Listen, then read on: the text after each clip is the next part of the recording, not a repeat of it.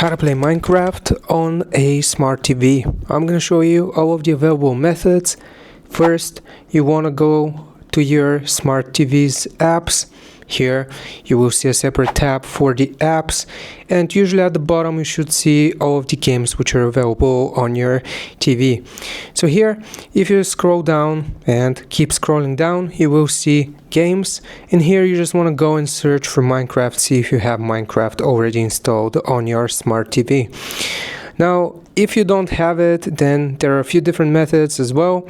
You can either connect a console or you can enter the internet. So here I'm just going to go to the home page, and I'm going to show you need to open up a web browser on your TV. So if your TV is a smart TV, it is going to have an internet browser, so you just want to click on it to open it up. Now here we're going to use the search bar at the top to search for Google Play. Now you should see Android apps on Google Play, so you want to open up the first website here. Once you click on it, this is going to open up the Play Store. You can use the search bar here to search for Minecraft.